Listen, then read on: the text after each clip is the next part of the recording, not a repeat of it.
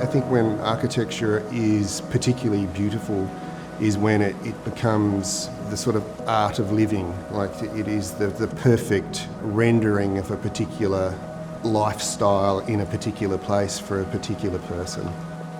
My name is Thomas Bailey. I am Director and Lead Architect of Room 11 Architects, and this is the Glass House Pavilion.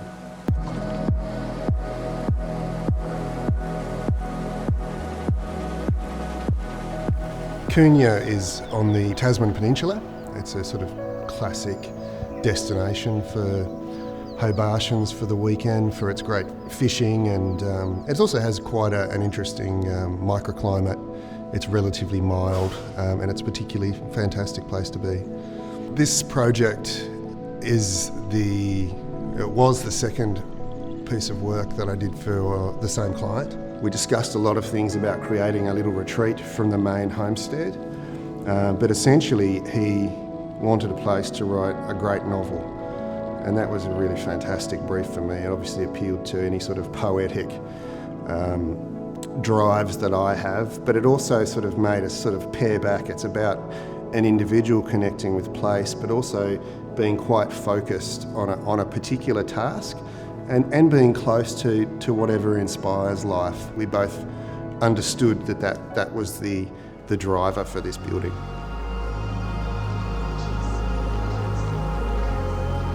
The building is essentially the finest filter that we can have for comfort. Glass is a wonderful material for architects. We can be in the sun and out of the wind.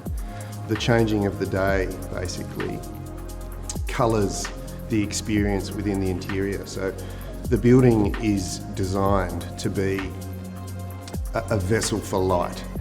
It is filled with light. If the day is beautiful, the house is beautiful. If the day is a bit moody, the house is a little bit moody.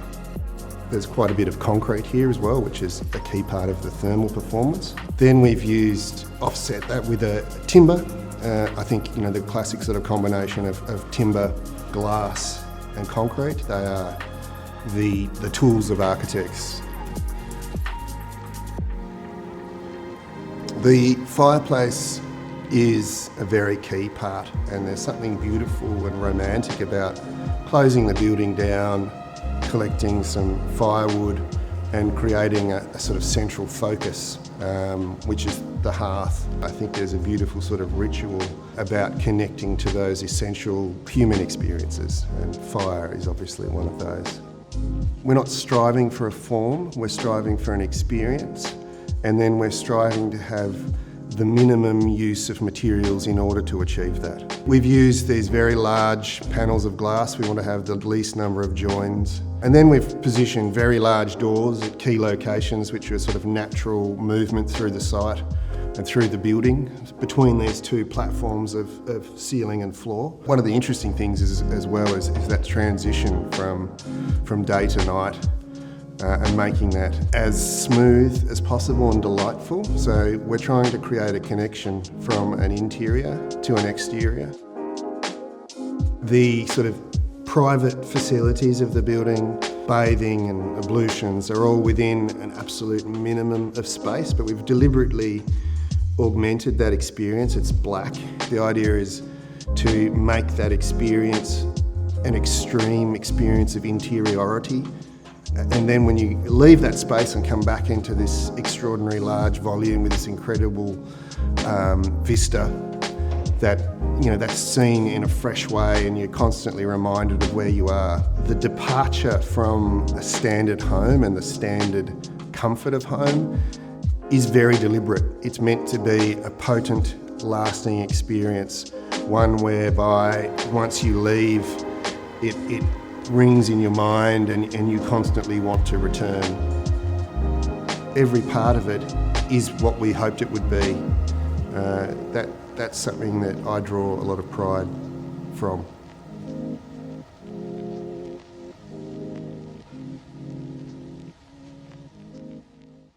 Published 3 times a year, the local project hard copy publication contains over 350 pages of curated insight into the latest architecture and design across Australia and New Zealand. Printed on exceptionally high-quality paper stock, the publication is designed to be read and enjoyed over time. A beautiful and valuable addition to any personal library or coffee table. Our latest issue, edition number 6, contains 20 projects from Australia and New Zealand's leading architects and interior designers, as well as stories on industry-leading and emerging furniture designers and local distributors. Discover the latest projects such as The Sandcastle by Luigi Rosselli, his son Raffaello Rosselli, and interior designer Romy Allwell. Corner House by Archer. Cheniere by emerging studio East Top Architects. The award-winning 8-Yard House by Studio Bright. And Pearl Beach House by Polly Harbison Design in collaboration with Arendt and Pike. With worldwide delivery available, have the hard copy print publication delivered straight to your door 3 times a year with an annual subscription. Head to the description of this video to subscribe to the triannual print publication.